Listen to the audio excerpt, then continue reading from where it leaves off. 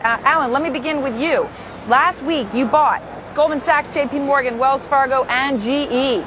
Talk about buying some stocks that have been absolutely clobbered, can we say? Any kind of word you'd want to use. What makes you think now is the right time? Well, just purely on valuation, where a year ago, I think you were taking a lot of risk and you weren't getting rewarded for it, Aaron. I think now, as of late last week into that panic selling, there were just some tremendous opportunities.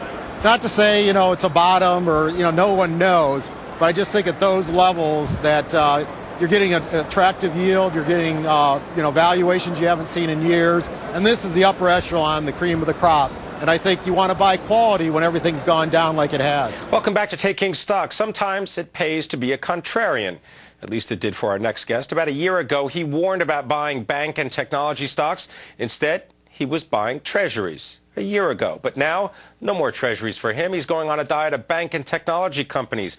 Alan Lancz is the director of LanczGlobal, and he joins us from Toledo, Ohio. Talk about Apple, Google, Microsoft. What do you like about those three stalwarts of the industry?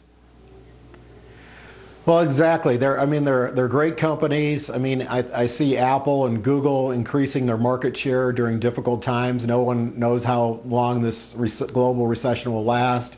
A lot of times, as you know, we're early on our recommendations. So investors should buy a half a position. Here at 85, we're scared of Apple at 200. I think at 85, it represents good value. Same thing with Google. Instead of buying it at 700 a year ago, you can get it under 300 today.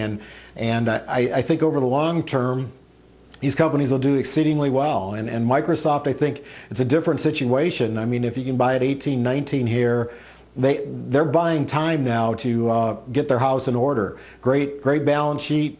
Just like Apple and a lot of cash.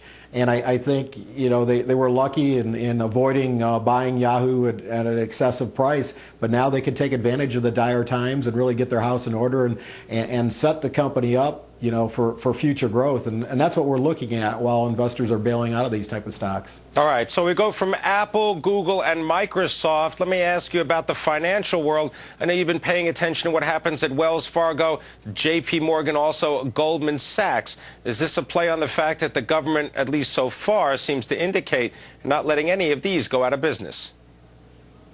Oh, exactly. A month ago we started as far as increasing our financial equity weighting, and again, sticking with the high quality. Why take the extra risk? So JP Morgan, Goldman Sachs, Wells Fargo, they were Wells Fargo and JP Morgan were around $20 a share. Goldman was around 52, and they could go lower. But our thoughts were that with the government in there and with the management these companies have, they're going to take advantage of their weaker competitors. So to me, this is an ideal time to be buying these companies, when everybody else is buying them a year, 12, or 18 months ago at much higher levels. For speculative investors, you can go with, too big to fail with a Citigroup, when it gets down into the 5 or 6 or below area. But, it usually pays to stick with quality, and I think, that will remain the case as far as with tech or financials or even corporate bonds like in October. Welcome back, everyone. We're back with Alan Lancz, editor and publisher of the Lancz Letter. And Alan, just before the break, wondering if you've changed your strategy at all at this point, and have you? Actually, we have, Carol. What we're doing now is a lot of the things we warned about a year or 18 months ago are starting to look appealing just from a valuation standpoint. So a year ago we were warning about Google and Apple at 200 or 700 and 200 respectively, or even the emerging markets, which had an incredible run for 5-6 years. Some select areas in the emerging markets look attractive. I think a Google, when it gets down under 300, or an Apple in the 80 to 90 or lesser area. Whenever you have that panic selling, I think it's a good time to start nibbling on quality. Alan, I totally get that in terms of the valuation plays, but if the fundamentals don't support stocks doing better, the environment doing better, the economy doing better, you still got to be very careful in terms of these plays. Exactly. I think that's where you have to go with the quality. In other words, you have winners and losers, and the market is starting to differentiate this. So, Apple had great earnings last week. Google had... Surprisingly so in this environment. Exactly. And they're taking advantage of their weaker competitors, and that's what you want. If they can survive now in a bad economic environment, they'll just be that much stronger when we get out of this. All right. When you bring up Apple, you got to talk about the concerns that have been out there about Steve Jobs' health. How concerned are you about that?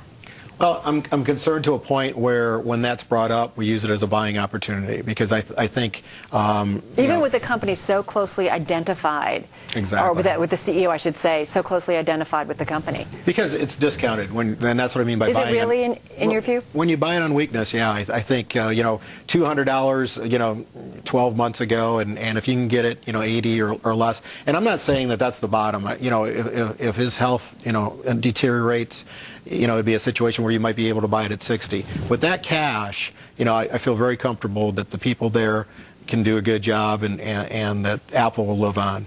What about, though, the thought that, consumers kind of, not a lot of maybe discretionary spending at this point, that maybe I don't need an iPod or I don't need a Mac? I mean, different than the business environment that might play into the BlackBerries and so on and so forth, where they really need it, consumers might think twice. Oh, exactly. I think, that's why you're buying it so cheap. And again, this is just one. With the cyclical or higher risk plays, Carol, what we'd be doing is only buying it into panic selling like what we had last week. Now that these stocks have moved up, I wouldn't be chasing them. I would go with more defensive names, high quality companies, as far as when the market moves up. You're only buying these type of cyclical companies or higher risk companies, growth oriented companies into these panic selling opportunities. Okay, and expect some volatility, no doubt about that. Definitely. All right, got to take another break. Alan, thank you. I know you're